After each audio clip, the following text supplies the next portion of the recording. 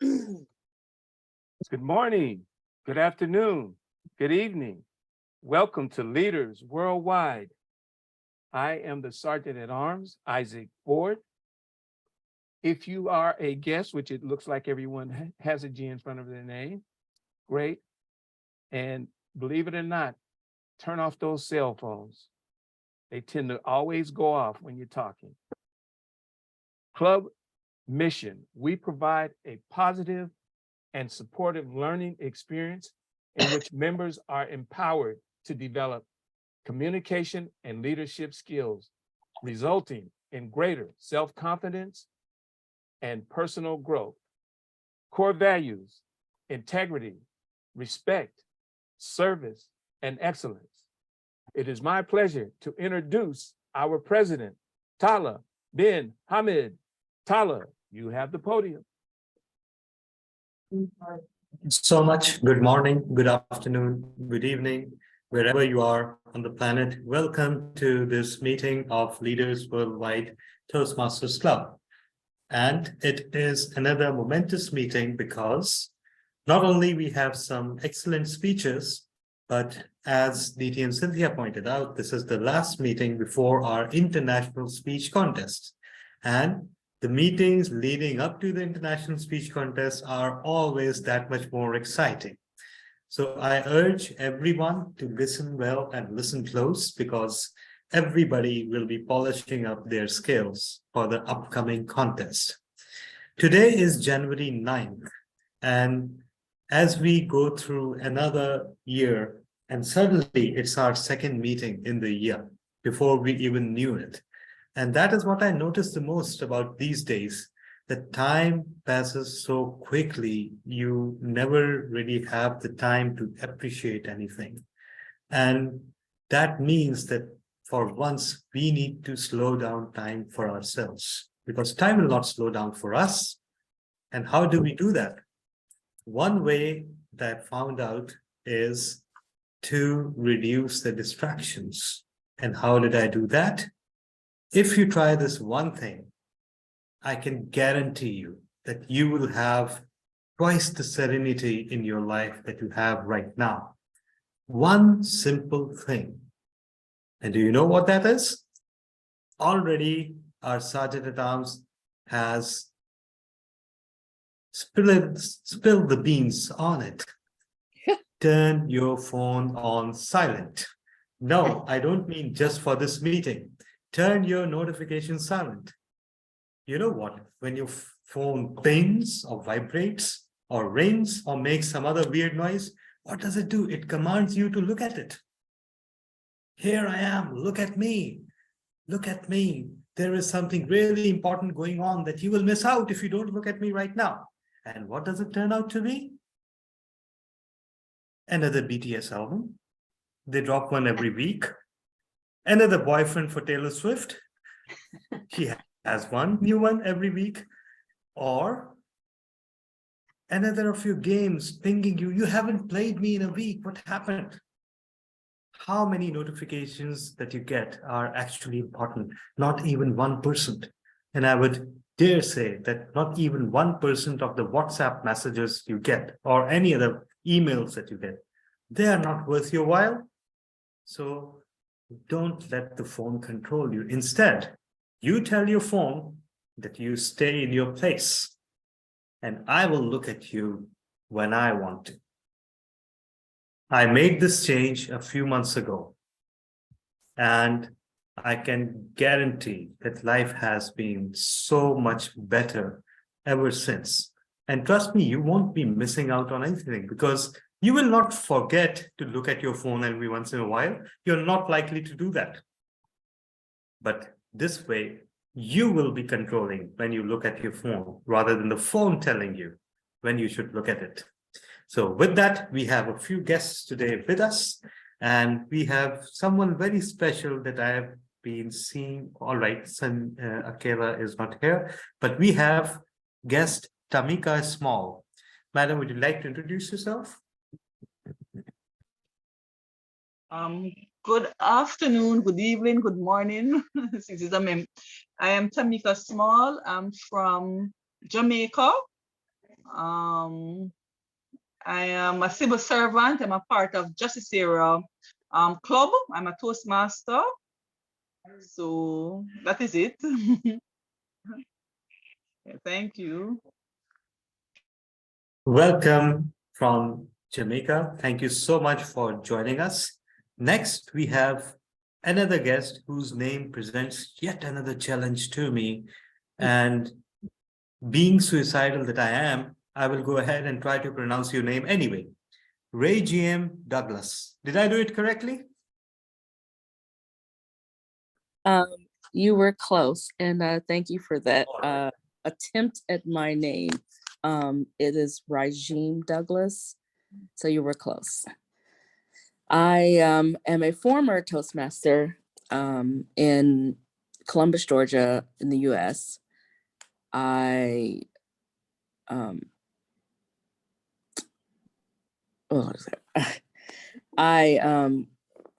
happened upon you guys' page. I've seen it a couple of times, and I was part of this group last year, but I just seen it and decided to hop on and see what you guys were doing.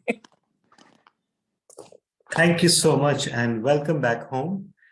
I believe there's no such thing as a former Toastmaster. Just because you don't renew does not mean that you cease to be a Toastmaster, because you never stop being a Toastmaster once you become one. We have guest Shauna K. Sterling. Would you like to introduce yourself? Hi, I'm Shauna K. Sterling Reader. I have been a Toastmaster for a little over a year.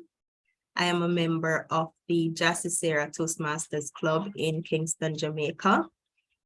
I am the current Vice President membership, and I am looking forward to seeing what this meeting has to offer. Wow, thank you so much. And I hope you enjoy your time with us. We have another guest, Alex Bellish, if that's correct. Would you like to introduce yourself, sir? Yes, my name is Alex Baelish. I'm from New Jersey, Metuchen, New Jersey, home of Edison. And I new to Toastmasters. Friends of mine have told me that it would be a good opportunity to learn to speak in a more constructive way. And I stumbled upon the group through Cynthia, and I love the aspect of the online piece. So I can be in my pajamas / comfy clothes and still learn and grow. Wow, thank you so much for that. And yes, this is something that we all enjoy about online meetings. We can dress any way we want, right? These are my version of pajamas, by the way. So yeah, amen to that. So with that, we move on to someone who has decided that she's taken on a new alias today. And I bet she's inspired by Marion, who is hot stuff. And if he is hot stuff, then she is Storming Kathleen. Please put your hands together for our Toastmaster of the day, Storming Kathleen. Thank you, Talha. Zoom.us has new window. And thank you, Darlin Marlon Hot Stuff Pareo, for giving me the idea of laughing it up and having fun. Our Table Topics Meister today gave us the theme of the day and the word of the day with her tongue in her cheek, knowing that in the West Coast of the United States, things are really getting drenched. It's not quite like Talha's neighborhood in the past few months, but it's nonetheless overwhelming and overflowing. So the word is our word of the day.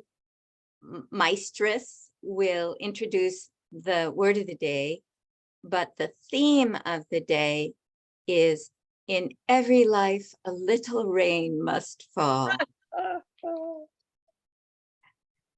And we have 4 very interesting speeches having a lot to do with seeing through the maybe deceptive ideas you've carried to the moment and getting through barriers. 2 of the speakers are going to zoom in at the last minute, being very busy people.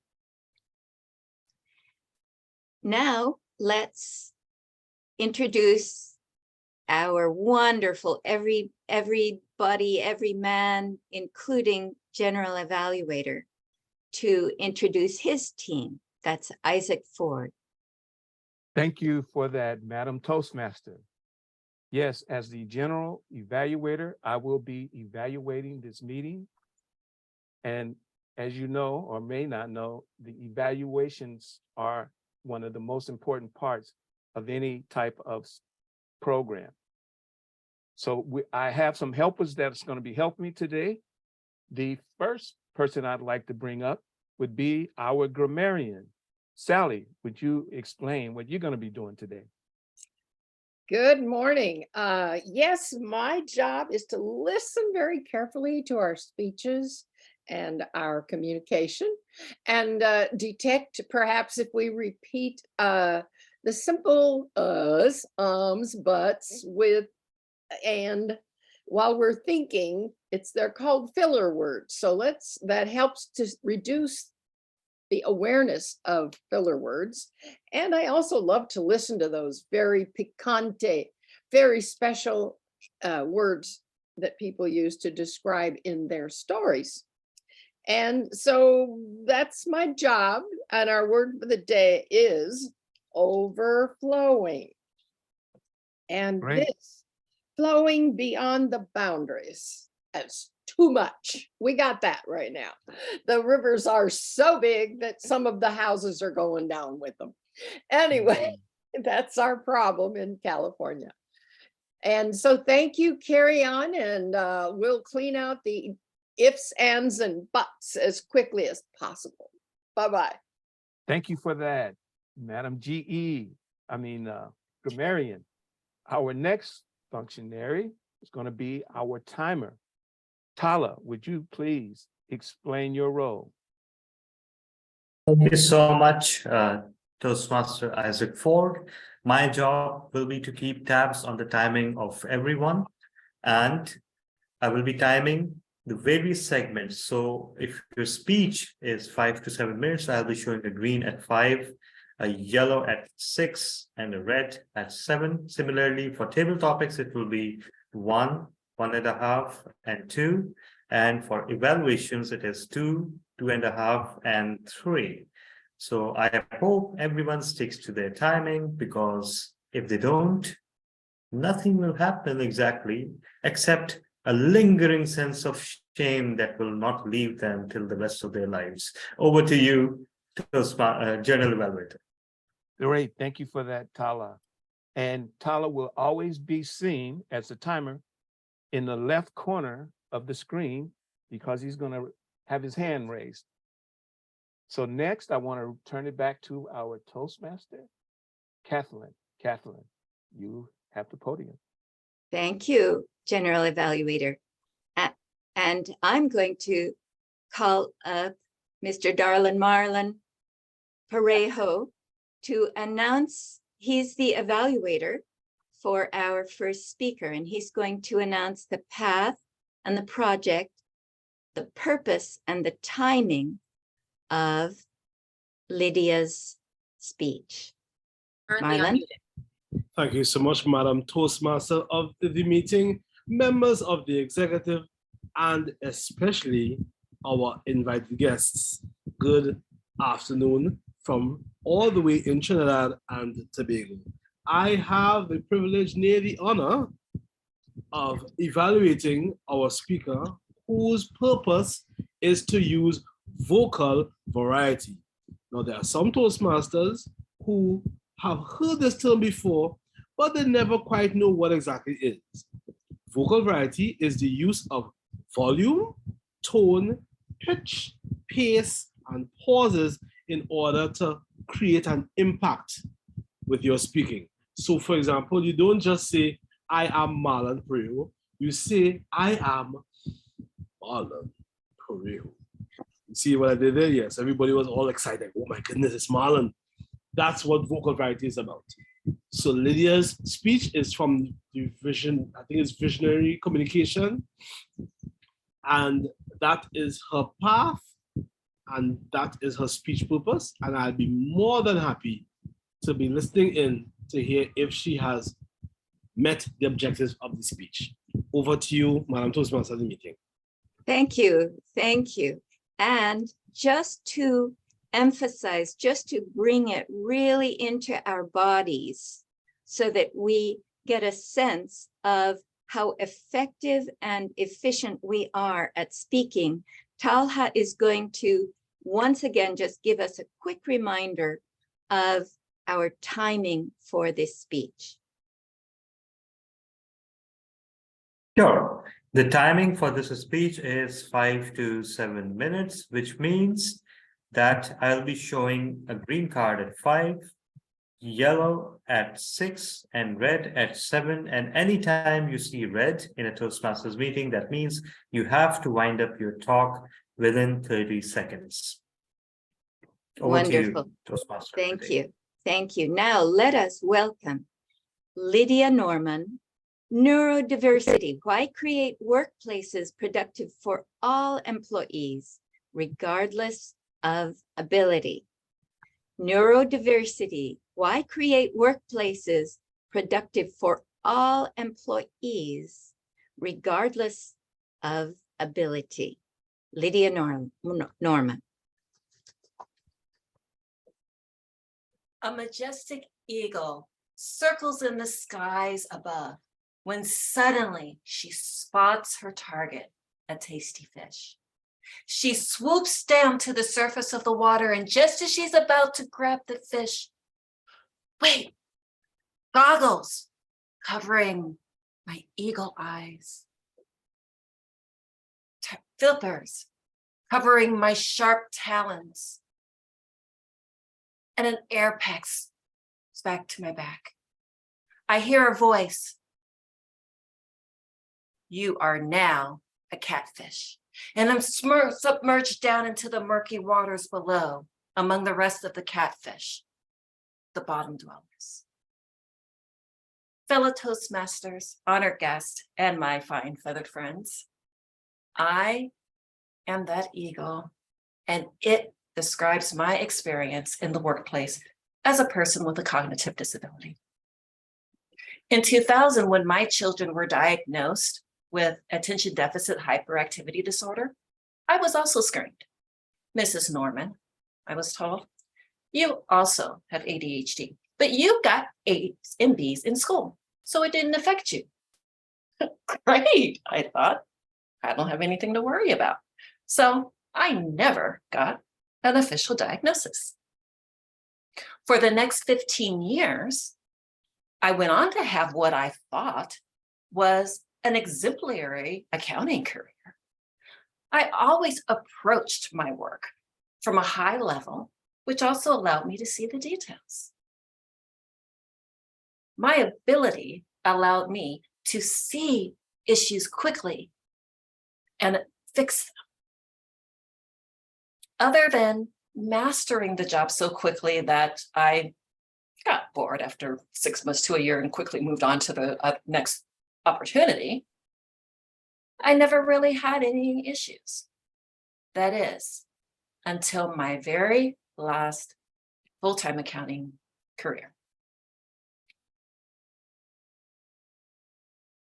My first manager was amazing, and I excelled on the job.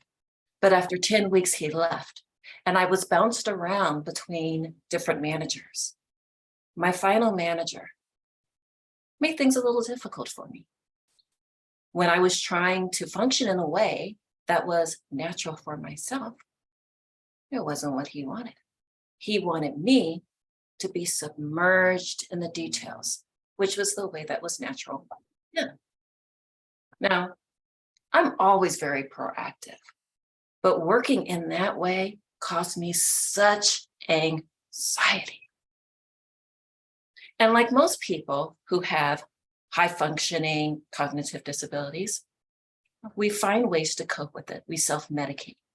My drug of choice, coffee. So my managers and my coworkers were never aware that when I said, I'm going to Starbucks to get a coffee, it was really code for, you guys are driving me nuts and I need coffee to deal with you.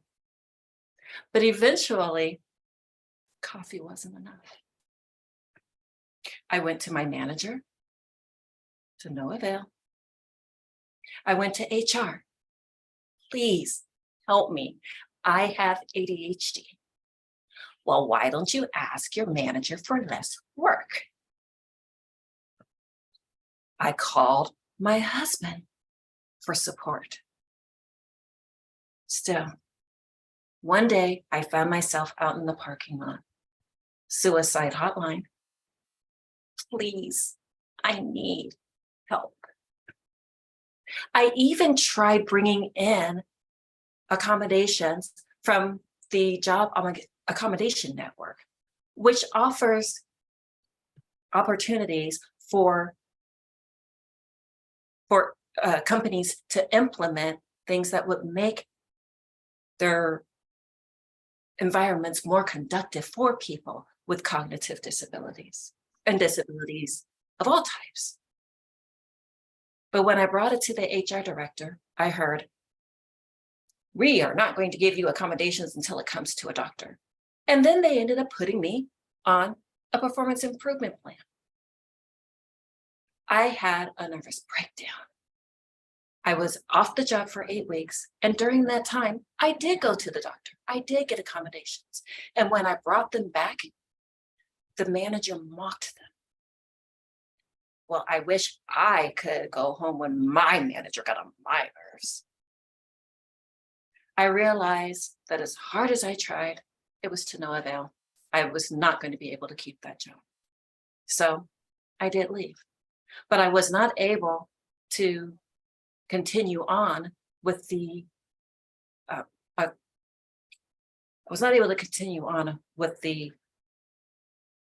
grievance that I had filed with the federal government because I had taken that. I felt like such a failure. I searched for 1 year for a job and couldn't even look at an accounting job without tears streaming down my face. This isn't fair, I thought. This company got away with mistreating me. And then I had an idea. I am going to go to the school, I'm going to get my degree, and I am going to create programs to teach managers how to effectively manage people with cognitive disabilities. It was a life-saving grace. It put me into environments where I learned actually that I'm autistic. And I was able to learn so much about myself that made sense. You know, Professor Tony Attwood in Australia said that people with autism do not suffer from autism. They suffer from the attitudes and the ignorance and the bullying of other people. And that's what I experienced. I am an eagle. I'm not a catfish. And now it's time for all of us to be able to choose the supports that are productive for us in the workplace so that we can soar like eagles.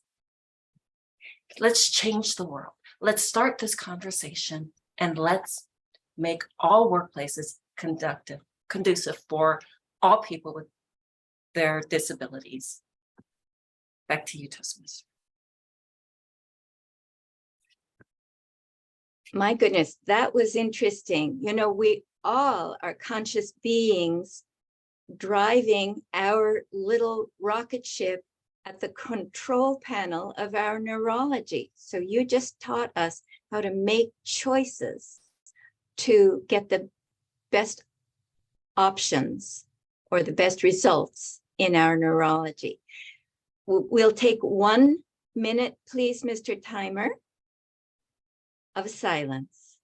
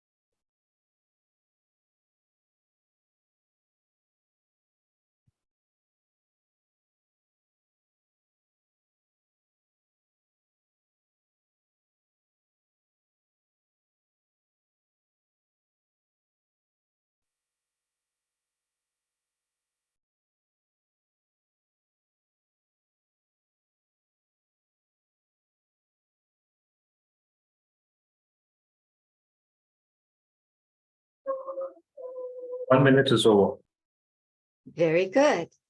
Now, we'll ask our wonderful evaluator for our speaker number 2, Cynthia Stott, to introduce you, Talha, and I will do the timing for you so you can relax and just do your speech. So do I give it back to you? Kathy? Oh, you're going to do the introduction? You're going to introduce Talha. I don't have that because you're the Toastmaster of the day and you have his introduction and You're So- just going to, I'm sorry, you're not, pardon me, I'm Yeah. doing 2 things at once. You're- Okay. You're going to announce his past project. I'm sorry. Yes, you're yes, exactly right. Okay, I just wanted to make sure. I can send Yeah. it back to you. Okay. No, Awesome. Thank you. Well, it is my pleasure to tell you about Talha bin Hamid's speech project, which is he's working on innovative planning and he's exploring his sense of humor. And he's been collecting some humorous speech stories, I think, for quite some time because he's very humorous already. And he will be sharing a speech with humorous anecdotes and stories. Back to you, Madam Toastmaster of the Day. thank you. Thank you. And his timing will be green at 5 minutes, yellow at 6 minutes, red at 7 minutes. And the title of his speech is Ideas Worth Avoiding. Talha Hamid, Ideas Worth Avoiding. Ideas Worth Avoiding, Talha Hamid.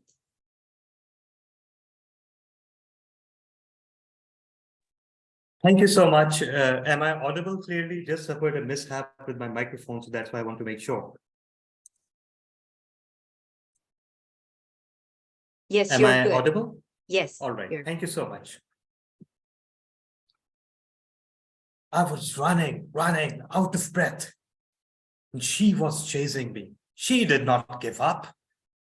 I ran and ran and ran.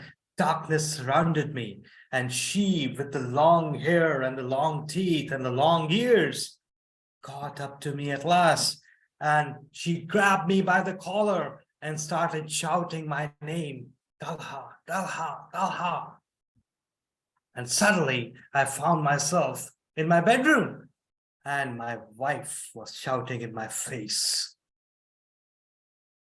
The relative lack of difference between dream and reality broke my heart. And then she informed me, it's 10 o'clock. You better wake up now. I checked my phone. It was a Sunday. For once, no Toastmasters event.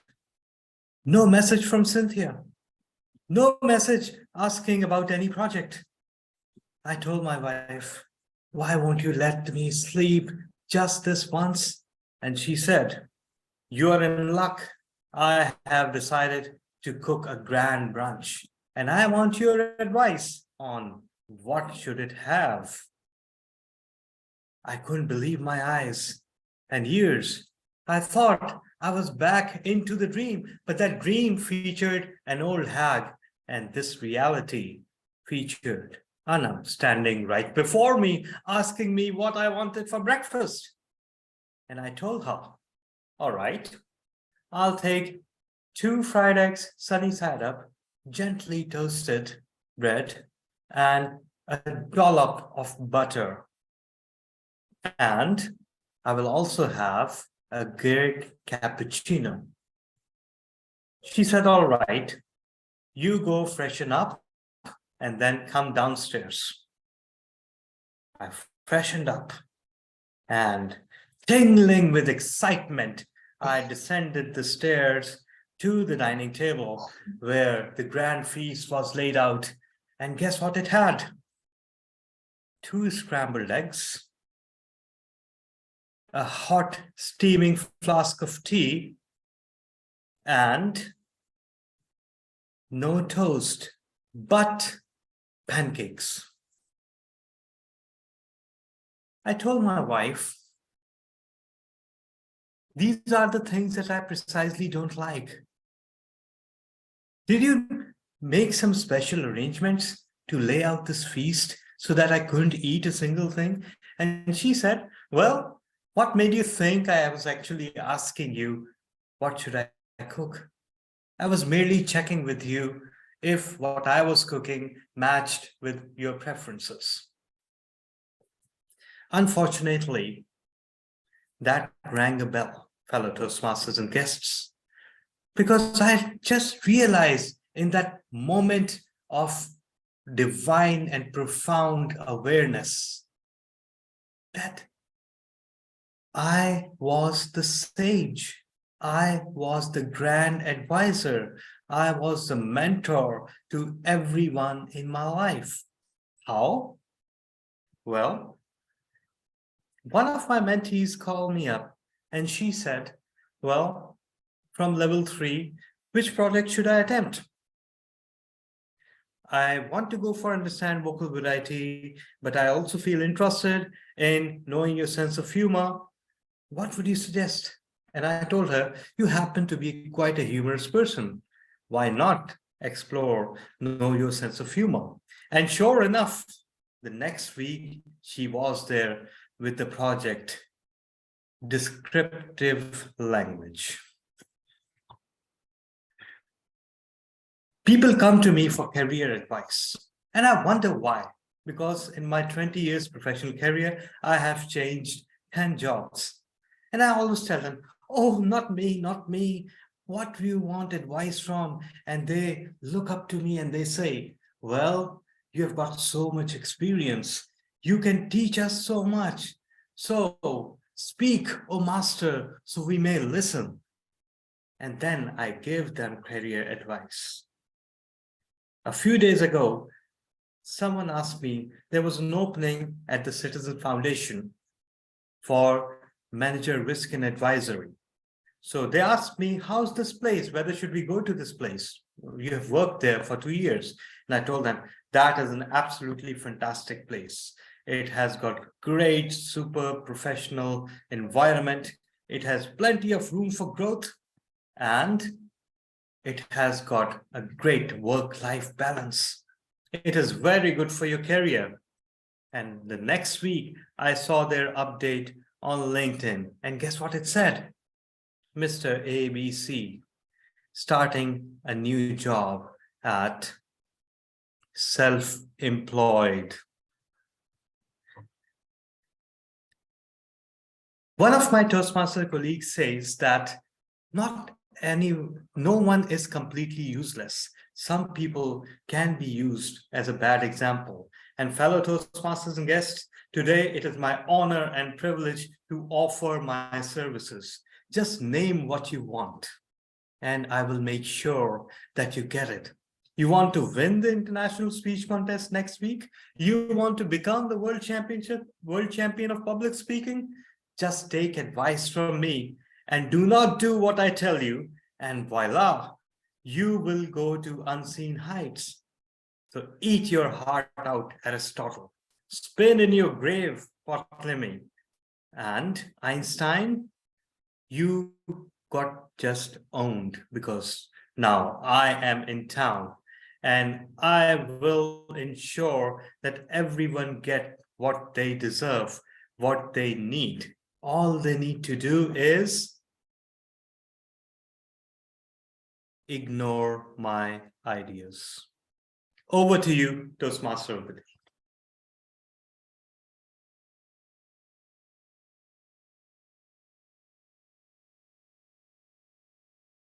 Oh, I just can't stop laughing. That was wonderful. Wonderful. Now we're going to, Talha, I'll give us 1 minute on the clock. And then you'll take over from there.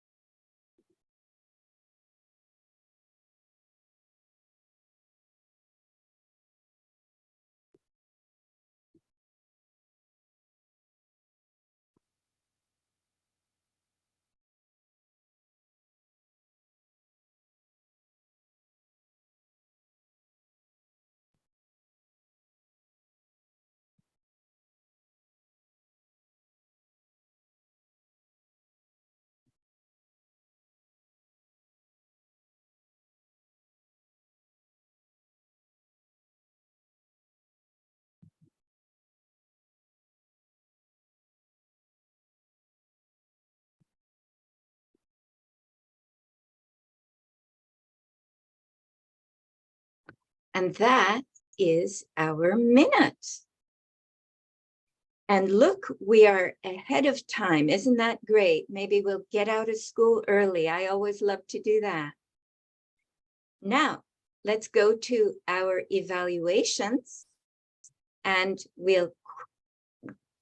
Talha is going to just put on his timing hat and tell us once again, review the timing for evaluations. Sure. The timing for speech evaluations is 2 to 3 minutes. I'll be showing green at 2, yellow at 2:30, and red at 3 minutes. And when you see red, you have 30 seconds to wind up your evaluation. Over to you, Madam Toastmaster. Thank you. Thank you for telling us the obvious, but we still need to be reminded. Let's bring up Hot Stuff Marlon Parejo to deliver his evaluation to Lydia. Currently unmuted. Thank you very The much, host Madam. has spotlighted your video. Thank you very much, Madam Toastmaster of the meeting. Toastmaster Norman, the purpose of your speech was to deliver a speech that contained vocal variety. And I must say it was overflowing with vocal variety. I especially liked the part where you spoke about the story. You actually gave us a snapshot of an eagle circling and so on and coming down to the river and then automatically changing into the catfish. Your use of tone especially wasn't that, especially when you were actually using volume a lot, a sort of a whisper. And when you whisper, it causes people to lean in and listen. If I were to give a suggestion, I would suggest that when you are giving the story where other persons are involved, maybe you would want to try, because the individual in the story is the proverbial bad guy. So obviously the audience has to know, listen, we don't like the bad guy, no. So the person has to sound like a bad guy. So you probably may want to drop your tone a little bit to make him sound really mean, or drop your tone a little bit to make him sound dumb, whichever one that you want to do. So that may, if he probably has a weird way he speaks, you may want to use that, just to get, for the audience to get the idea that it's two different people talking. Other than that, I really hope that you would have the part where you said, I am an eagle, not a catfish. If there was a direct contrast between eagle and catfish. So for example, I am an eagle, not a catfish. So it gives you 2 that minutes. high and that low. And I think once you employ those two issues, those two things to challenge yourself with, this would make this speech, which is already so very good, a monumentally exceptional one. With some gestures in between, it can very well be easily a 2:30. competition speech. Madam Toastmaster meeting. Now, there was an example of an insightful, supportive, positive, incisive evaluation. Thank you, teacher Hot Stuff Marlon. Now, to demonstrate more excellent evaluation skills, we'll have Cynthia come up to the virtual lectern to give her offerings to Talha. Thank you, Madam Toastmaster of the Day. Awesome. Humorous speech galore. There I was laughing and my stomach hurts. I was laughing so much. I loved your engaged us with a Rambo start, as I call it, where you're right in the middle of the engaged story, and it's we don't know what's happening, but we find out later. And that's what you did when you told us about your dream and your wife and the crashing of your two worlds coming together. I loved that. And your vocal variety was exceptional. And your gestures. And I love the content where you and your wife, that they both ask for your advice and they ignore it. I love it because that's something that we all experience at points in our life, and it's a universal humorous thing that happens. Your engagement was really fantastic. I couldn't give you any more compliments, and I couldn't find much to tell you to improve it. The only thing is dialogue. So instead of narrating that your wife was offering this, speak in her voice. I want to hear your wife's voice, your version of your wife's voice. And that would be humorous in itself, for you trying to emulate what they sound like. And I know you can't compete in contests, but I definitely think this is absolutely contest worthy for humor.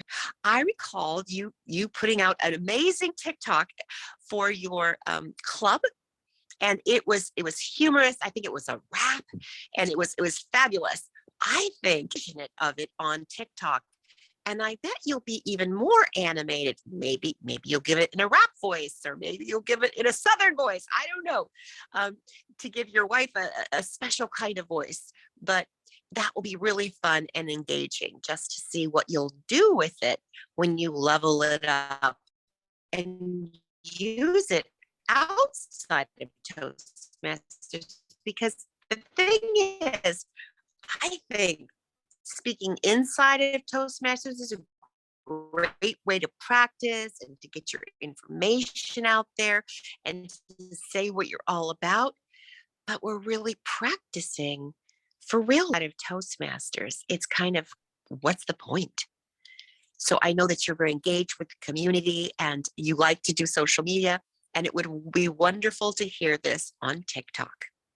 Back to you, Madam General. Oh, not Madam, Mr. General Evaluator Isaac Ford. Thank you. I'd like Great, thank you for that. Madam evaluation. Toastmaster of the day, Kathleen. And now we'll take a 5-minute break. We're in West Coast, United States time, it's 11:45. So Talha, would you kindly give us 5 minutes on the clock?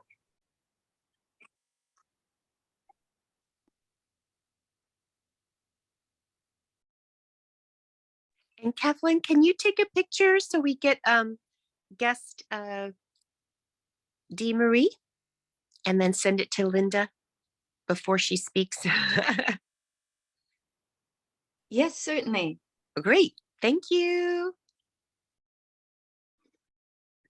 Very good. Well, that was short and sweet.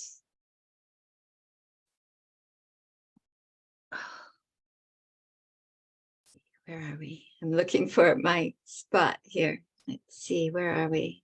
You're right in the middle. Oh, by the way, Talha, I'll take over as timer for you when you are serving as evaluator. And I'm so Thank you so glad- much. Yeah, I'm so glad that we get to hear from the wonderful Nadine. I'm just looking for my spot in the agenda. Let's see, where are we? Here we are. Okay, we're resuming the meeting. And Lydia, you're going to announce the path and the project and the purpose and the timing for Dee Marie King.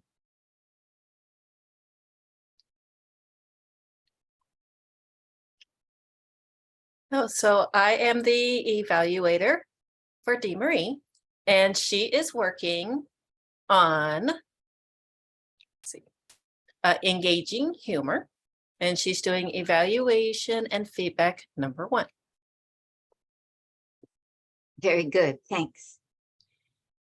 And Talha, I know it's tiresome, but just a real quick review. For sure. Sure. I'll be showing the cards, 5 minutes, green, yellow for 6 minutes, and red for 7 minutes. And red means you have to wind up your presentation within 30 seconds. Over to you, Toastmaster of the day. Thank you. And this will be a very exciting introduction to Dee Marie King. Her official name is Dorothy King, and we are going to affectionately learn to know her as Dee Marie King. This will be her first speech here, and the title is Put Up or Shut Up. Put Up or Shut Up, Dee Marie King. Let us welcome Dee Marie. Put up or shut up. Those were the words that I heard inside my head. Have you ever had the voice inside your head give you a direct order or a call to action? By show of hands, who has had that to happen? Great. I see Catherine and Tala. I tell you, when those words were said to me inside my head, I was at the lowest point in my life. I had just been saved by God in an automobile accident where I had to be cut out by the jaws of life. I had been diagnosed to be home for 4 months to recuperate from my fractured right leg. And that voice inside my head was telling me to do something that I know I should have already done. I had said for years, I'm going to write a book. I am going to write a book. And I found every excuse under the sun not to write that book. I got married, had kids, even went back to school to become a registered nurse. And I still gave excuses and never found the time to write the book. But that voice inside my head kept saying, put up or shut up. At that point, I began to question, would God talk to someone like that? Is that what God would say in those words, in that tone of voice? But I became obedient and I started writing the book. Then, as another way of making an additional excuse, I said, oh my goodness, would God ask me to write this romance novel? Would God be telling me to do that? Little did I know that God had a plan. And it became apparent to me when I started marketing the book, because I thought I was marketing a book for love and romance. And the people that heard what I had to say said, it's not a love and romance book. You started a movement. What you are doing is letting everybody know that after COVID, there is still love and romance. COVID took so much of that away from us that we're glad to know that it still exists. And that is what your book is doing. So I was off and on that realm going with love and romance. Actually realized the phrase that I came up with, that love is the other universal language. We've always heard that music is a universal language. Love is also the other universal language. Little did I know that God still had a plan, because I started marketing the book in October. And as you know, October is Domestic Violence Month. Well, the protagonist in the book is a survivor of domestic violence. So those two things played upon each other so well. I was invited to speak at seminars and workshops. It was just amazing. The book had taken on a twist that I didn't see coming and had taken on a life of its own. As a registered nurse with some 25 plus years experience in the field of nursing, I have counseled, worked with domestic violence victims, helped to work with the families to get them through different kinds of crises and all the things that go along with domestic violence. Also, the fact that domestic violence affects the mental wellness of the entire family, not just the victim and the victimizer, but the children are also at the mercy of whatever happens in a positive or negative way as you deal with domestic violence. So that was a totally illuminating thing for me, to know that the book that I had written, listening to God and being obedient, was going to have an impact on a larger audience in a much broader way than I had ever perceived. I began to look at that and figure out how I was going to market that particular idea, because branding is all important when you decide to market something. And I found myself the week after Christmas and the first week of January not being able to move forward, not being able to do anything. I wasn't able to go with all the information that my analytics had told me I could use to market the book. I was not able to do anything with that. What I found out is God had another plan. So just a week ago, someone came into my life who is a gerontologist. And that is someone who works with people who have ideas of how they can carry things into the future. This person had experience with dealing with domestic violence and understanding how it affects people, and was able to sit down with me and chart a path that now I will be able to follow as I develop and promote my book. I'm saying that by being obedient, by listening to that voice inside your head, all kinds of things can happen. But I'm here today to offer a word of caution. Don't find yourself making excuses, putting off things for tomorrow that you can do today, when one night you may sit up in the middle of the night in a cold sweat and hear this loud voice telling you, put up or shut up. Mr. Toastmaster. My goodness, what a fabulous story. Are we lucky to have you be introduced to you, DeMarie? That was really exciting. What a story. I better shut up now. Talia, please give us 1 minute on the clock.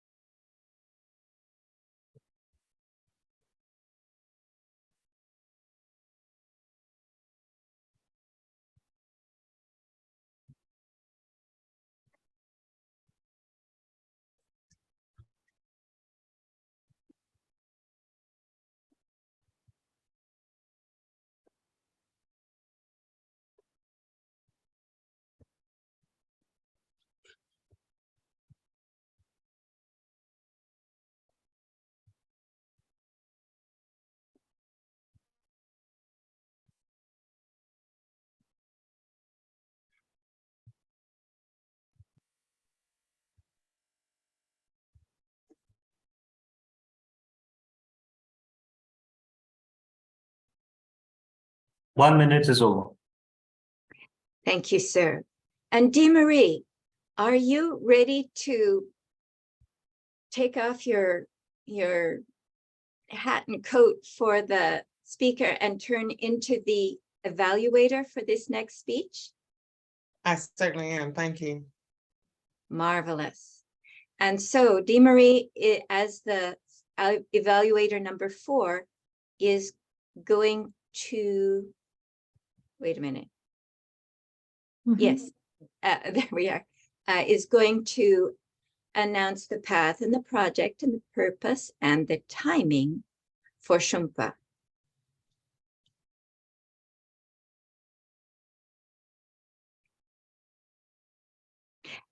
And if you want, I can announce that it is Presentation Mastery,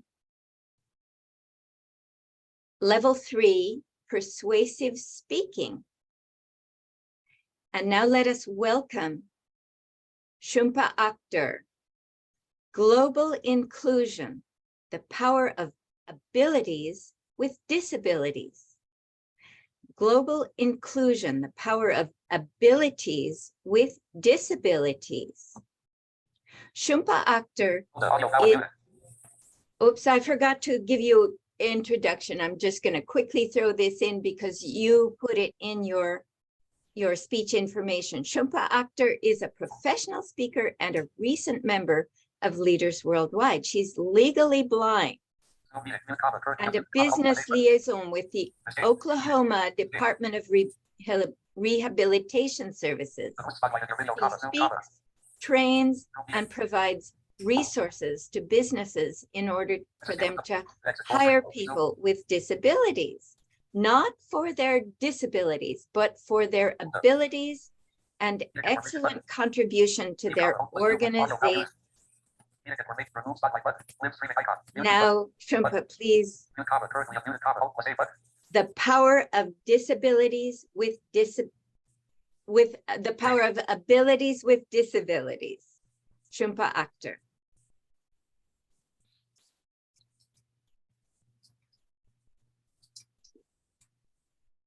Sorry for the mix-up there, Shumpa. Oh, no, you're fine. You're totally fine. A second. All right.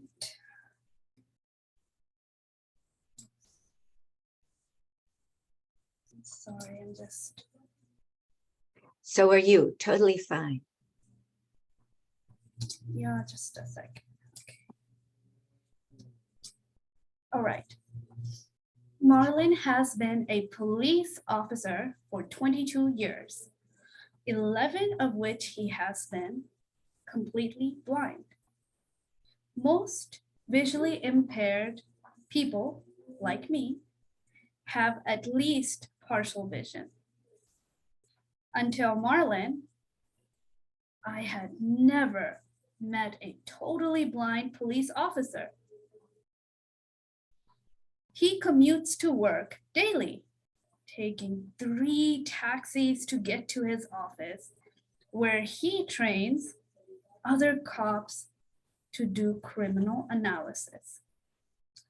Marlon absolutely loves his job and is more dedicated than most, as he wears his police badge with a pride.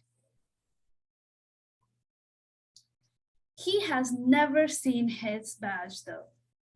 He can't. Marlon is a content human being living with a disability in a third world country. He lives on the island of Trinidad in the Caribbean. He gives the best of himself every single day in service to his country's national security. Fellow Toastmasters and honored guest, wouldn't it be amazing to have a qualified and dedicated employee like Marlon?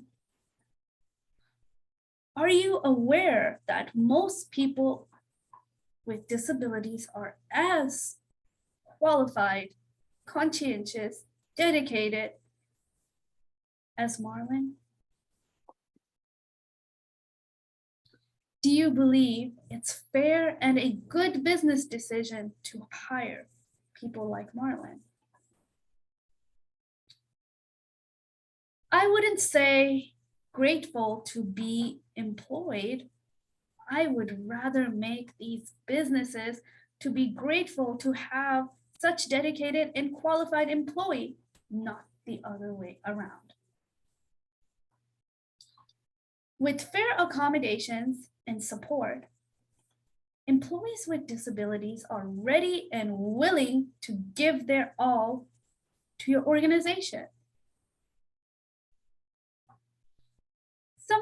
Some of you might be thinking, I want a qualified and dependable employees like Marlin, but I don't know anything about disabilities.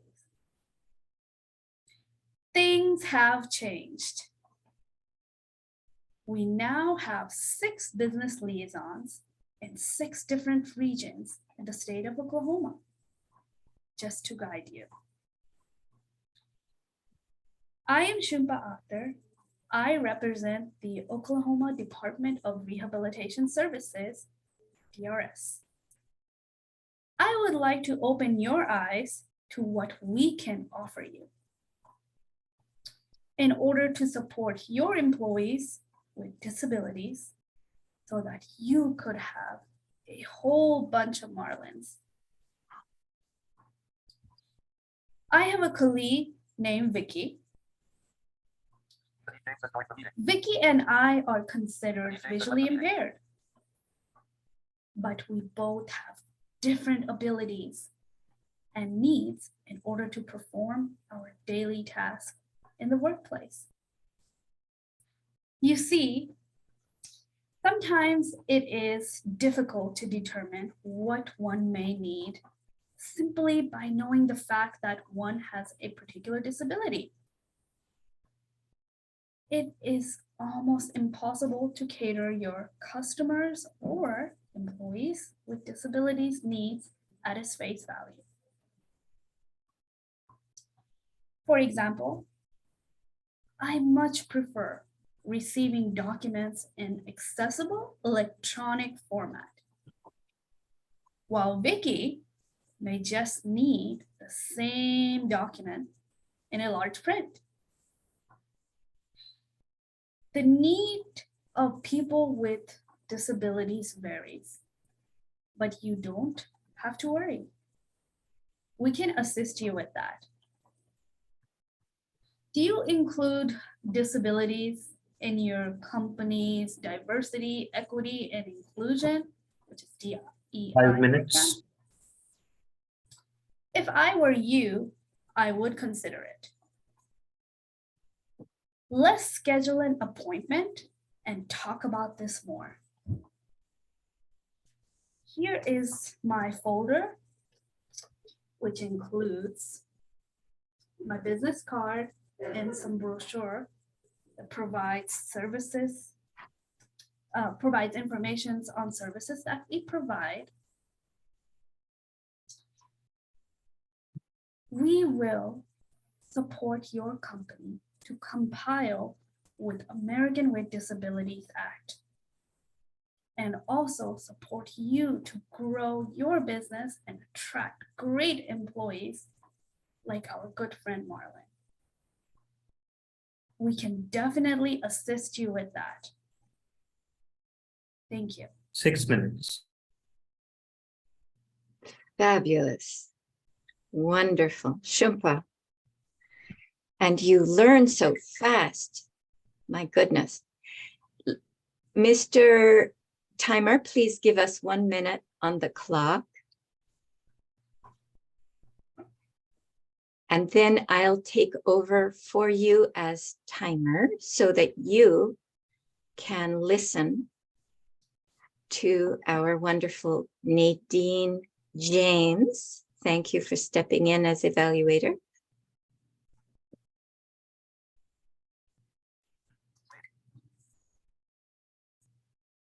Audio settings button menu. Stop my video camera. Alt plus D button.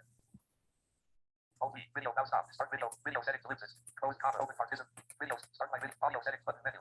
Mute comma. Currently unmuted comma. Alt plus A button.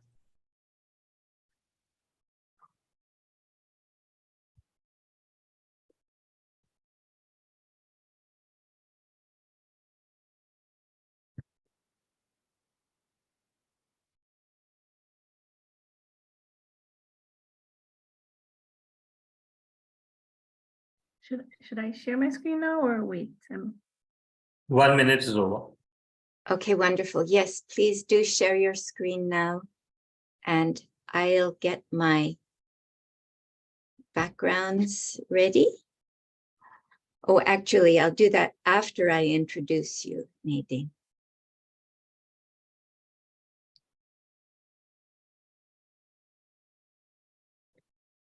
And Mr. Evaluator, would you kindly give us Nadine's path and project? Sure. Just give me a Or I second. can do it for you. Let me do it for you because Yeah, you're busy. no, it's all right. It's all Okay. right. Toastmaster Nadine James is following the pathway presentation mastery. She is on level 3, and this is the compulsory project, persuasive speaking. And I believe you introduced the rest. Am I right, Catherine? Yes. Dr. Nadine James is the president and CEO of Illumination.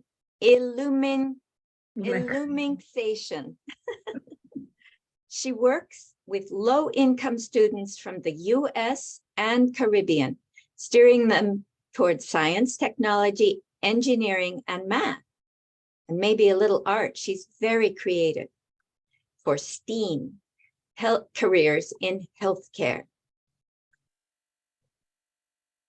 I'm just looking for your name, which is, why can't I have babies?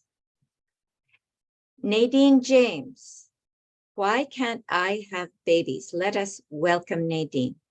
Okay, I just have one quick request. Thank you so much. I have one quick request. Kathleen, are you doing the timing? Yes. Okay, so Talha, may I ask you to just allow Kathleen's hand to be up so I could only focus on her. I'm going to put it on one. Yeah, thank you. Oops. Sure. Okay. Oh, it didn't. Okay, so it's okay. All right. Why can't I have babies?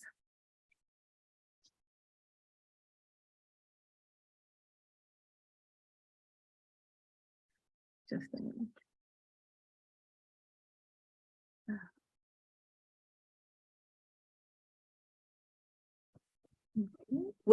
I'll start my timing again when you're ready, Nadine.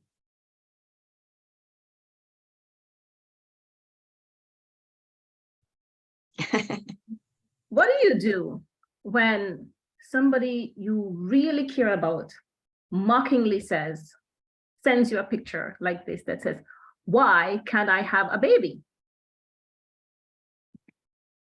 And Jeremy says, wonder why you can't have children? And continues to say, Sarah could produce. How do you respond to that? How do you really respond to that? Well,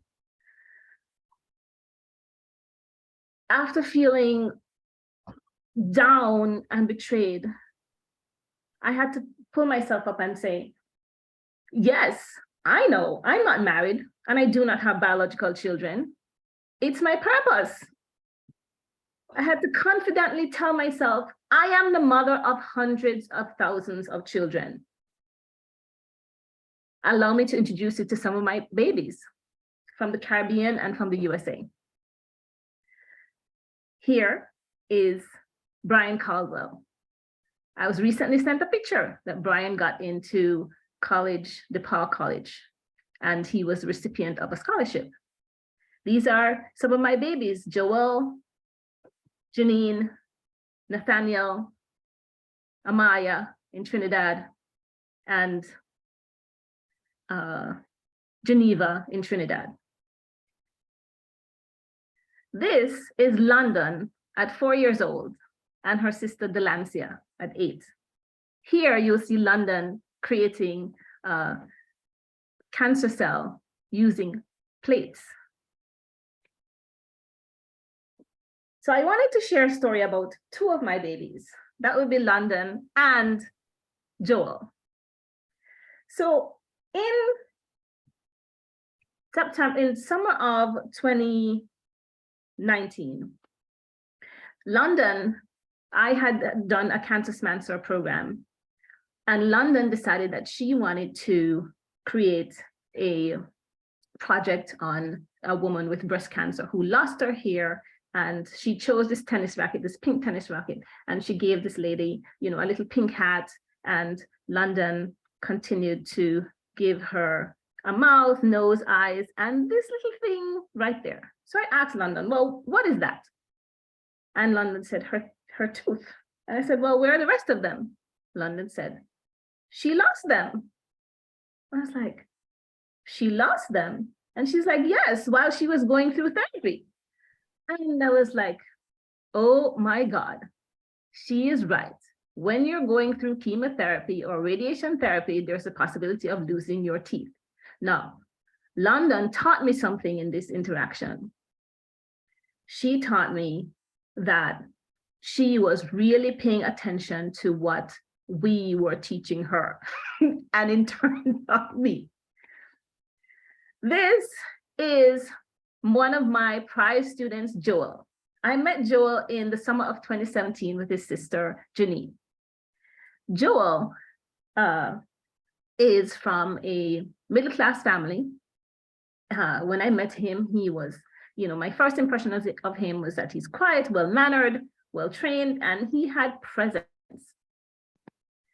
Joel participated in most of the programming, all the programming that I had with the Relaxation program in the Bronx. Joel showed that he was intrinsically motivated and he took ownership of his education. He was not coerced. He was an astute scholar, and he was always present. So given that, we created in our human body exhibit, we chose to challenge Joel with a master's level clinical research project. And Joel came up with this poster where he showed us that he did this poster on human immunodeficiency, HIV, AIDS. And Joel told us what HIV was. He told us how it spread. He told us what the symptoms were, the stages of HIV, HIV/AIDS, and how to prevent HIV/AIDS. This was the most challenging research project. He had to use about 20 research papers to dissect them and come up with this poster. We beamed with pride when we saw Joel's poster. And Joel demonstrated from this poster that he had advanced thinking and excellence. It is no wonder that Joel, his mom contacted me to say he became on the high honor roll. Joel used motivation. He was intrinsically motivated. He took what we gave him. It increased his learning, increased his success, and gave him that positive emotion where he wanted to continue growing. In another program, in our Cancer Smancer program, Joel chose to do a project on lung cancer. And he learned the characteristics. Here he learned the characteristics of cancer, risk factors, prevalence, diagnosis, treatment, prevention, and proper nutrition. This is Joel in February receiving a national honor from the College Board. This is Joel graduating in June of last year. And this is Joel at his graduation. Joel has motivated me to decide what matters, do what matters, deliver what matters, and to ultimately help my students on a global scale discover their brilliance. So the question is not, why can't I have babies? The question is, Why do you have so many babies? Well, let me introduce you to myself. I am Dr. Nadine James, and I am the creator of Transcendent Lifelong Learners who are passionate about pursuing careers in healthcare. Thank you very much.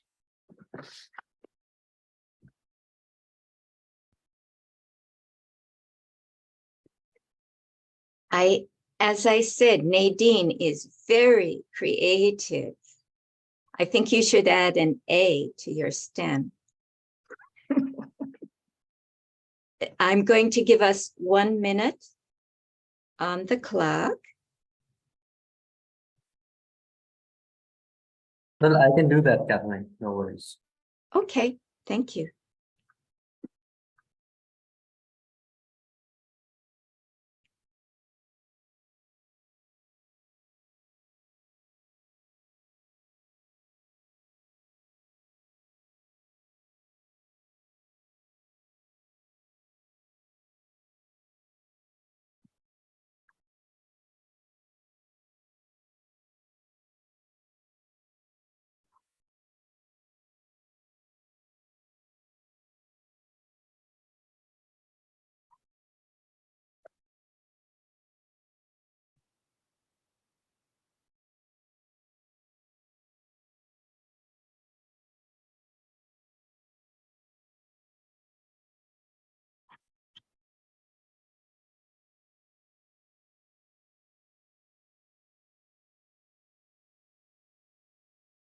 One minute slower. Thank you, Mr. Timer. And we had the real special treat of Nadine's speech and her evaluation. So we're going to smudge things a bit. And the best thing to do is to have the takeaways shortened a bit and have Linda Patton do 3 questions and see if we can aim close to our time schedule. So with that, let's just announce the timing colors for table topics.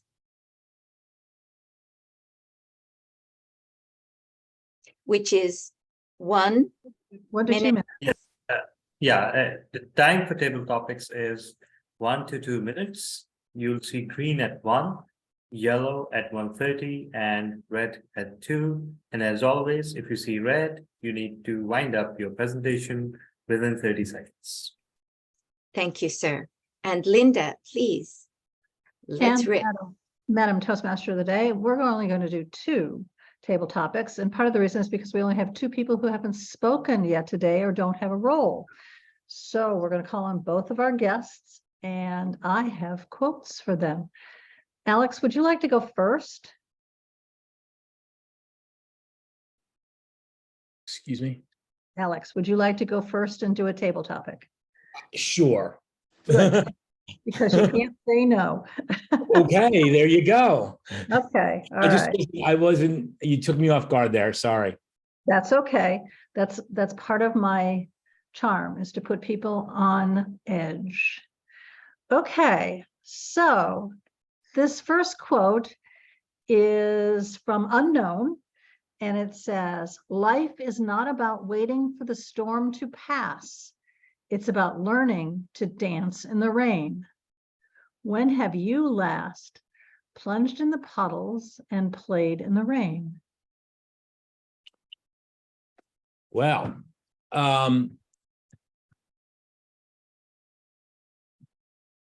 when I started my business 11 years ago, I found out really quick, you know what you don't know. And I knew I didn't know a lot. I had the pleasure of being a CPR instructor for years and decided to go out on my own because I was working at a hospital. And I put an ad for Living Social, which is kind of like Groupon. And I found out real quick they didn't want me. And then I get a phone call from them months later saying they want to do a deal.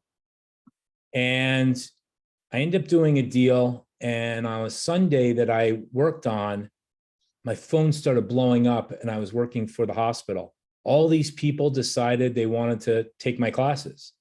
Only one problem. I had no mannequins, no location, and I had a website. So I decided I got to figure this out really quick.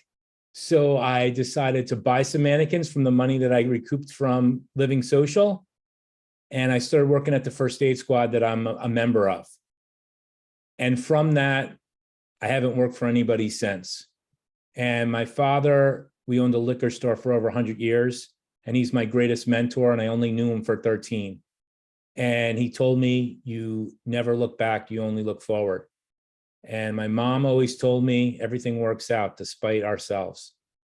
And that's what I've learned. And that's how I decided to jump in the puddle with both feet. And even though I don't swim, I was swimming with my business. So that's the best I can do for now. Thank you, Alex. And did I see you at Clubhouse on Saturday? You probably did. I believe you did. Okay, because I remember the CPR. And I'm the that- CPR guy in Clubhouse, yes. Awesome. Good to see you again. Shauna, are you there?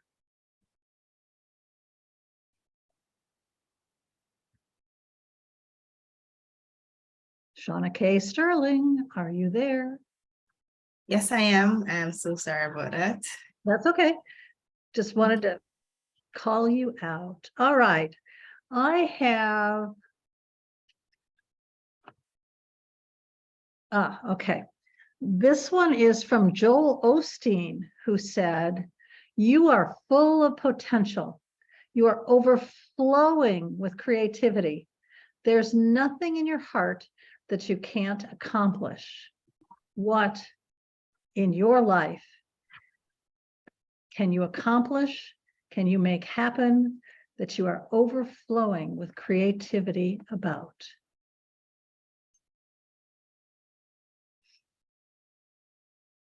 When I was a child, I thought that my greatest accomplishment was to just go to school and get good grades, so that when my report day comes, my parents can give me that treat that I so love, because those days were always special days when I would get my treats.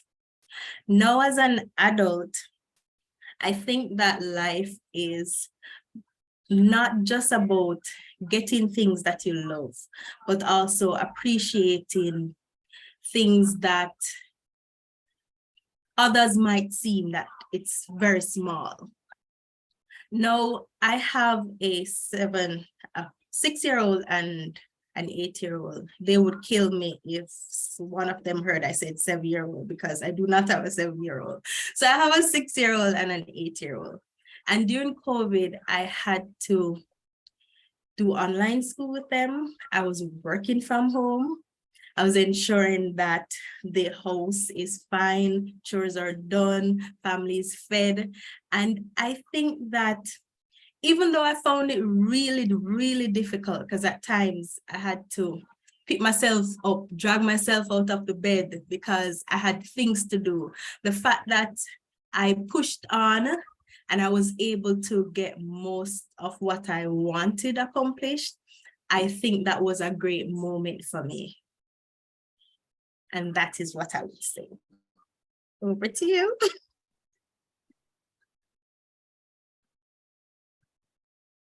And Madam Toastmasters of the Day, that is the conclusion of our table topics with two outstanding, fabulous guests. Back to you. That was fun. Thank you, Linda. And look, we are so close to on time. Let us call Isaac as general evaluator, who will introduce Lydia and DeMarie and Talha as Great. evaluators. Thank you for that, Madam Toastmaster. Now we are at the evaluation portion of the meeting. So I'm going to call up our first evaluator, who will be DeMarie. and she will be evaluating Lydia. Marie, did I have that? Oh, I think I have that backwards. Lydia is going to be evaluating DeMarie. Lydia, you have the podium. Thank you, General Evaluator. DeMarie, I always love hearing about the history of how you came up with your book. The thing that I really appreciate about it is how you emphasize how love still exists, even though we've had to deal with COVID and it has kind of put a damper a little bit on that romance. It was so encouraging to hear you say that it still exists and is as important as music, as being a language. Your gestures were so good. You made your point so well. One area or a couple of areas where I thought that you could improve would be the gestures, where although you had gestures throughout, what I thought would help is that if you use the gestures to punctuate the specific points that you wanted to make, that would really draw more attention to the points that you want us to take away from what you're saying. Also, your vocal variety, maybe in some things, like when you were talking about God speaking to you, maybe just vary the tone in your voice just a little bit, higher and softer, because then it really adds that punch to it. And we can really drive home your points so that we can really understand what you actually want us to take away from what you're saying. Other than that, fabulous. I enjoy hearing you speak. I always do. And I thank you so much for your coming in as a guest and, telling us about put up or shut up, because that really is something that I even have to look at myself to say, okay, am I going to do it or not do it? And so it's time for me to either do it or just sip it. Thank you so much. Back to you, General Evaluator. Great. Thank you for that evaluation.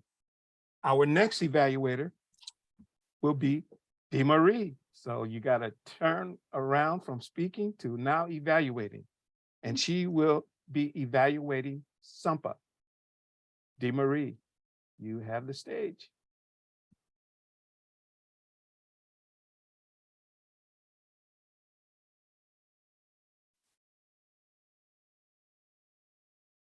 I first want to say that I loved Sampa's title, The Powers of Abilities of Disabilities, and the fact that she is legally blind. She is talking from a position of strength. She had some wonderful examples. She started with Marlon, the police officer, who was totally blind and did some astounding things on his job.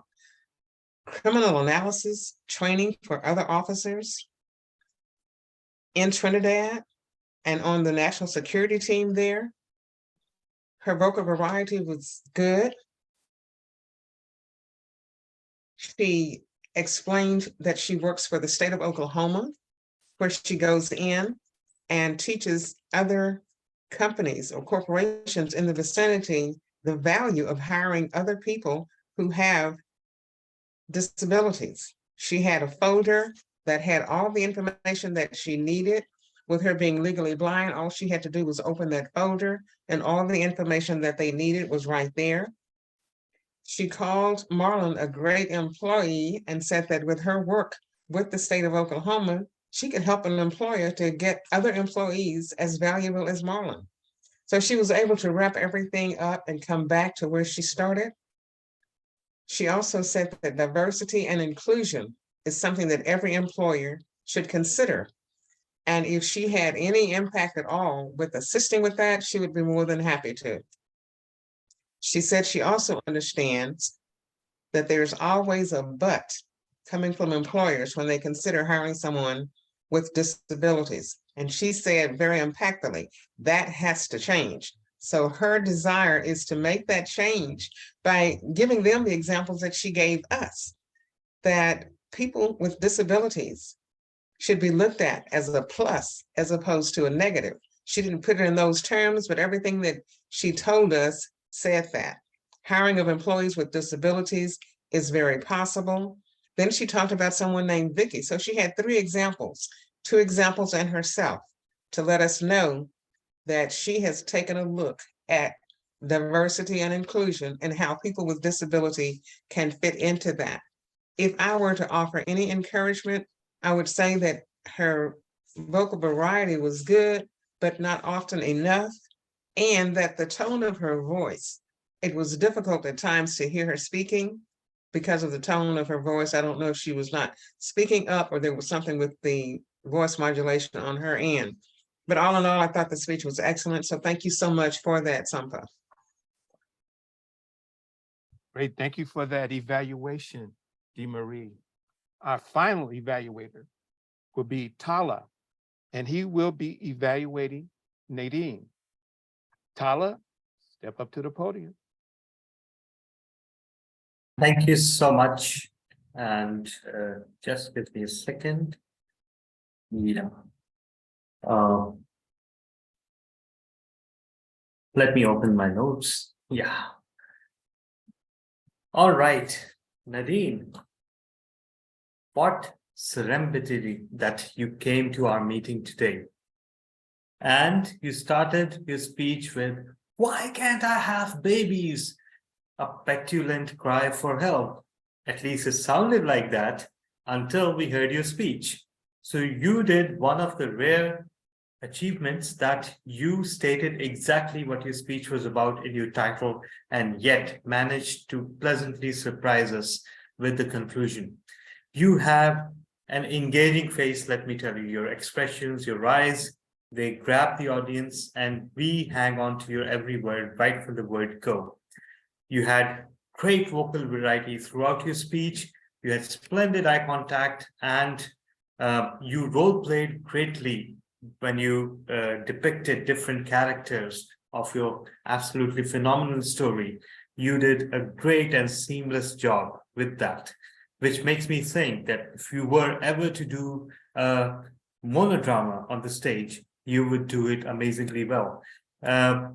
You had great names for the kids, and not only did you name some of them after the cities, but you used them as creative devices in your speech. For example, London Bridge, and I haven't seen that done anywhere. So absolutely phenomenal job with that. You nicely circled back to the title and the intro of your speech.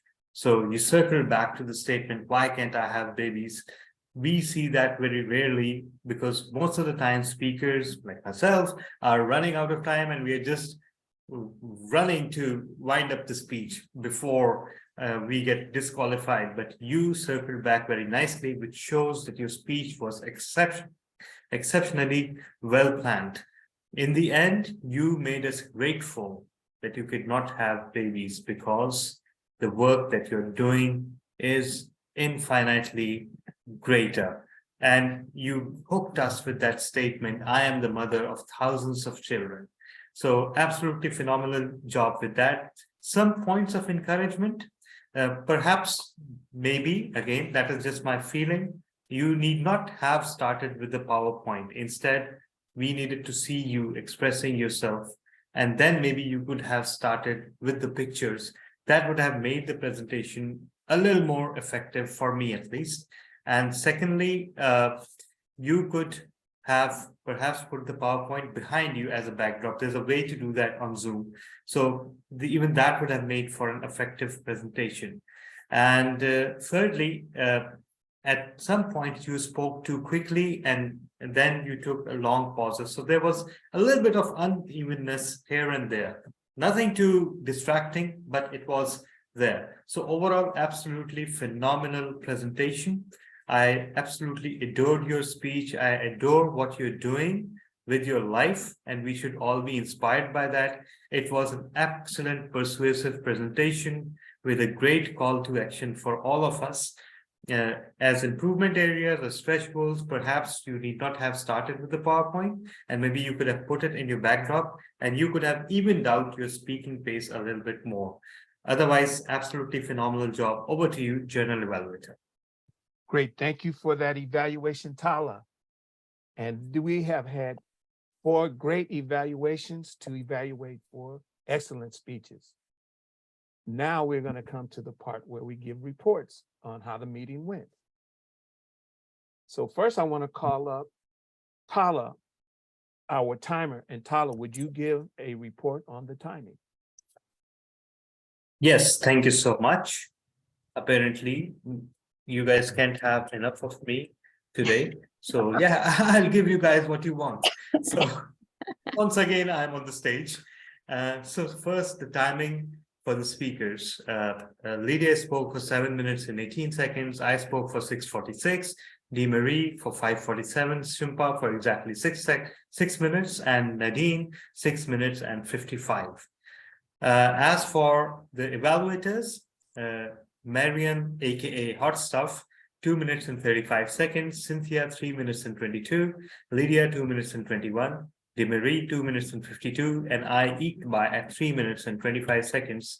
So, for the table topics, Alex spoke for 1 minute and 50 seconds, and Shauna, 1 minute and 38 seconds. So everybody passed the timing test with flying colors, and that shows up in how on schedule we are. It's a mystery to me. We added a speech and still we are on schedule. I will have to take a closer look at the agenda. There must be some hidden time warp or buffer hidden there somewhere, but it's a miracle, and it's a miracle we can all love. Just a little bit of input. DeMarie spoke for 5 minutes 47 seconds. You could have easily taken a minute more to express whatever you were expressing. So if you feel like expanding your speech, you may have room to do that. With that, over to you, Mr. General Evaluator. Thank you for that, Tala. And next, we're going to have our grammarian. So I want to turn it over to Sally. Sally, how did we do? Thank you. I think this was one of the most inspirational hours for us. I really enjoyed a lot of inspiration about developing our extra senses that often we do not give credit for. I have several relatives with autism and other aspects, and I now feel that I have tools to encourage my friends and relatives with a difficulty in getting to other, speaking to other people, and how they look when I encourage them, how they sound. They're really excited about the possibilities. I did not hear ams, ins, ahs, buts. That I didn't catch.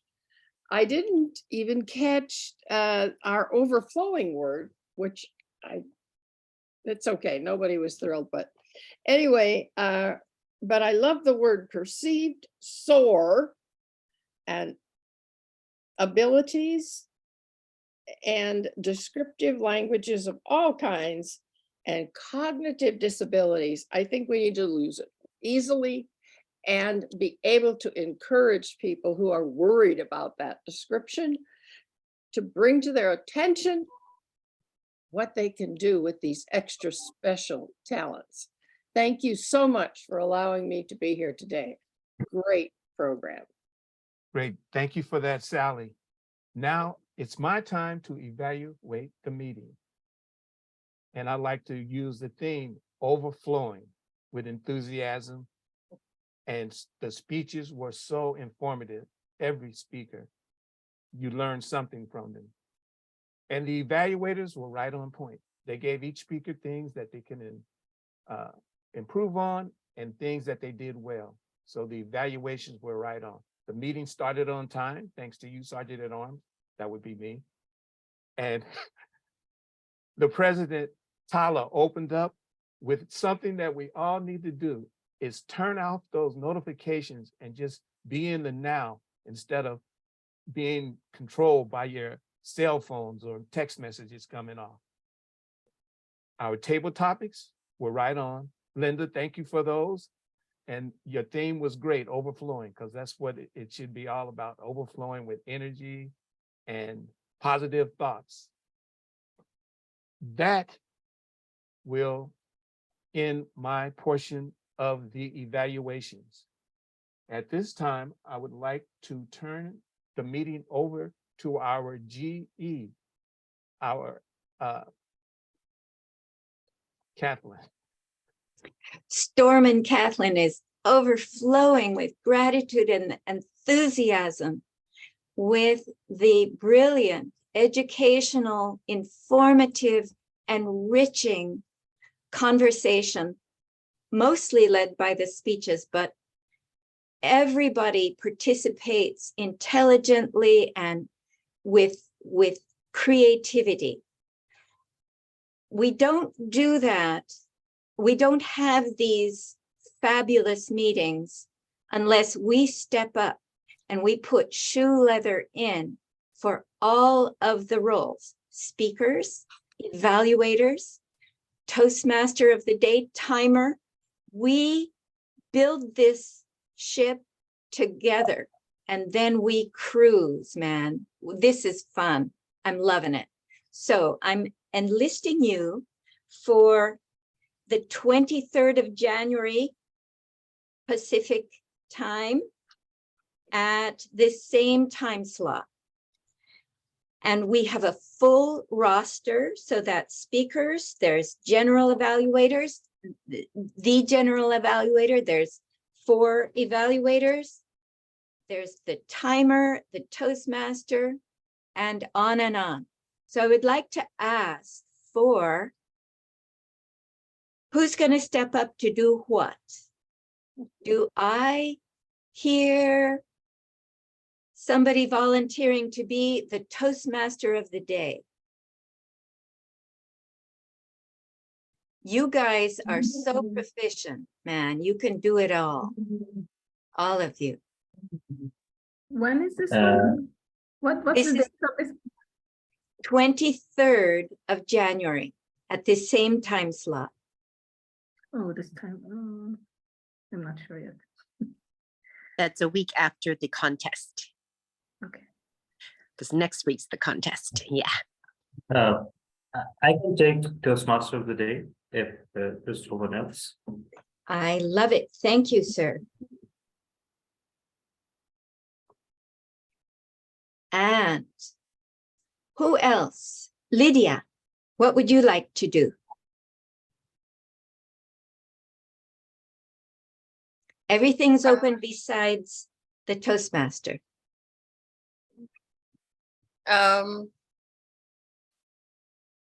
This is for the 23rd, right? That's correct. I could evaluate again. Wonderful. I love it. Excellent practice, and you do an excellent job too. All righty. And Miss Sally, what would you like to do? Oh, I'd love to be grammarian again. All I love right. it. Thank you. My pleasure, I assure you. And Nadine, you say that you're not certain that you will be available at this time slot? But you could put me down for something. I'm not sure what, but wherever you need help, I will avail myself. Wonderful. An evaluator would be an excellent practice for you. Sure. Good. Thank you, my dear. And I watch everybody here just get stronger and more brilliant, more accurate, more efficient, more scintillating. It's so fun to watch you guys.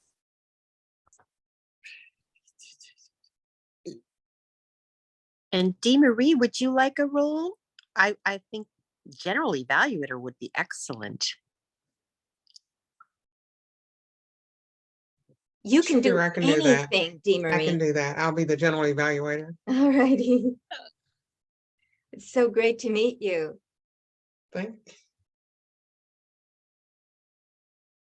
All right, Alex, Alex, would you like to hit the ground running?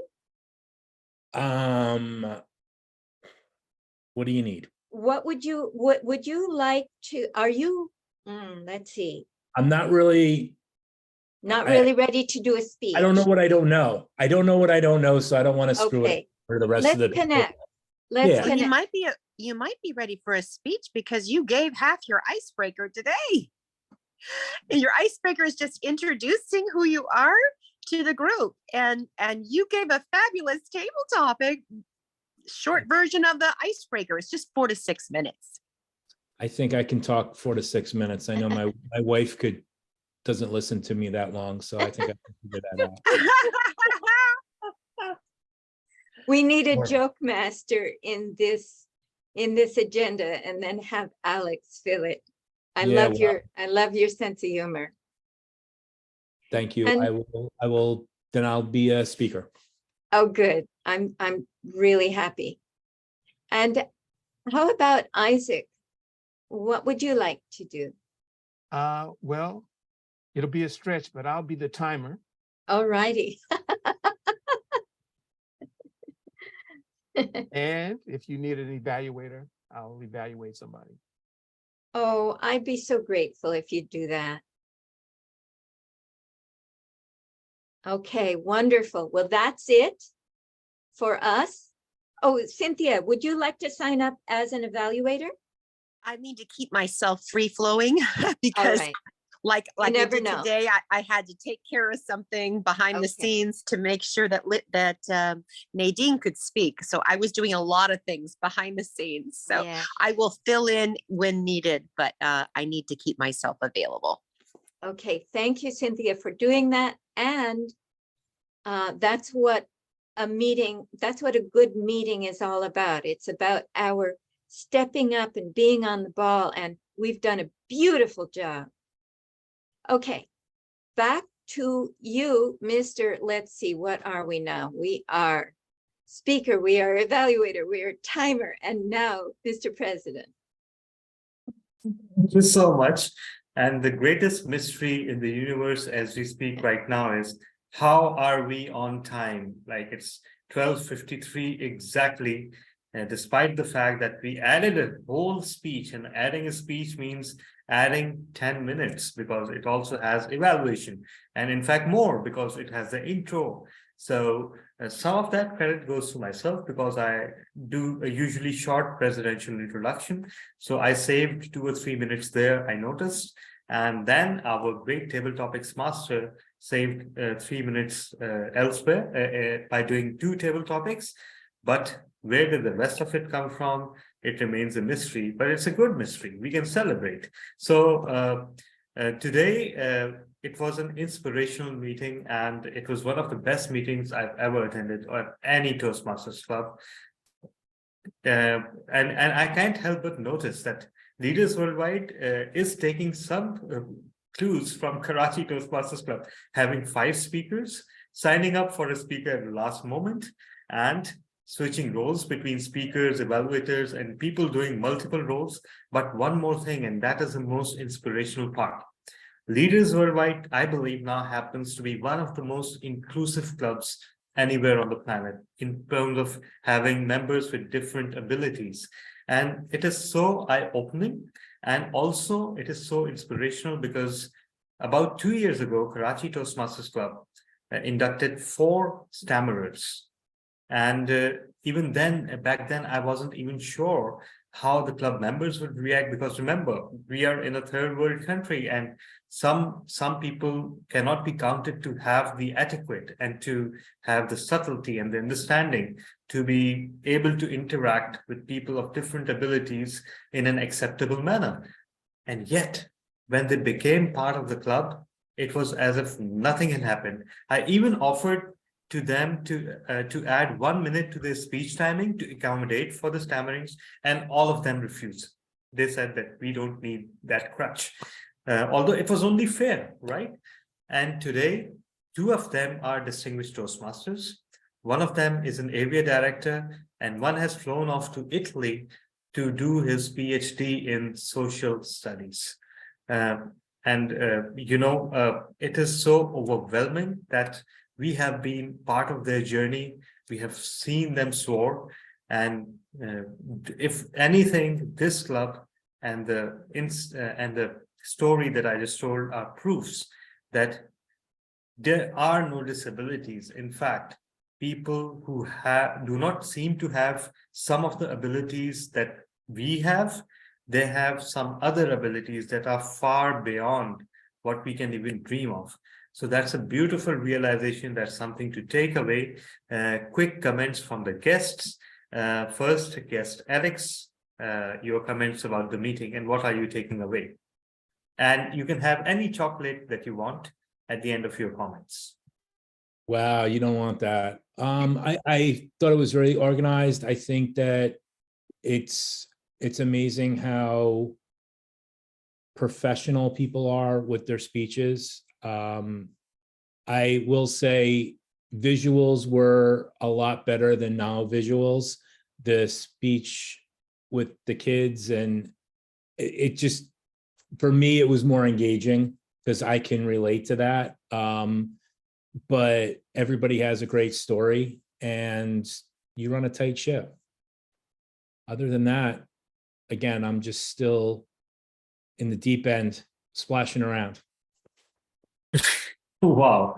Wow. So what kind of chocolate would you like? Right now, I don't need any because my blood sugar is through the roof. And if I showed you how much we had in this house because of the holiday, I'd be dead. So we have virtual chocolates though. oh, No well, sugar, no calories. I love all No. that. No, but it's just funny that you should say that because as of tomorrow, it's like the whole detox. I think we're actually a rehab. We're going through 12 steps of All not right. eating sugar. So But thank you. Thank you. it's safe to say that you won't even have a virtual chocolate. You won't even want to think about chocolate right now, right? So I'm thinking in about that it. I case, love it. all right. So then hand over all the chocolates that you have. We would like them very much. Yeah. You got it. Everyone enjoy. So next we have Dee Marie. Madam, your thoughts about the meeting? Wow. Today's meeting was just a wonderful experience. I love speaking. I love all things that have to do with speaking. I am a self-published author, as I said in my speech, and a poet. So speaking is something that I do on a regular basis, but this meeting today was so professional. It was organized. Everybody did their part. Although some of the roles were duplicated, I've come to understand that that is not a serious problem. It simply makes things flow and it shows engagement on the part of the members. And in my advancement toward DTM, I understand that I am to assume different roles anyway.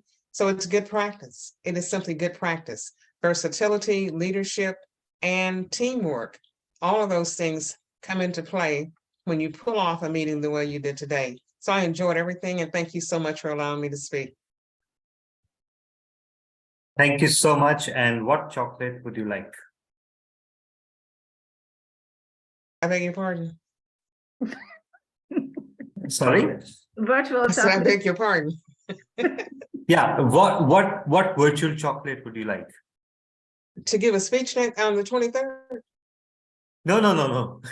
I mean, we are handing out virtual chocolates. Oh, I wouldn't So take what- chocolate. I agree with Alex. I can't take chocolates. No. Oh my If God. you have grapes or if you have watermelon or some kind of fruit, I'll take a double serving of that, but I can't take chocolates. Thank you so much. Yes. All right, so I think we will have to then let go of the idea of offering chocolate once I again. will take peppermint, Talha. I'll take Watermelon. Oh, I love thank you.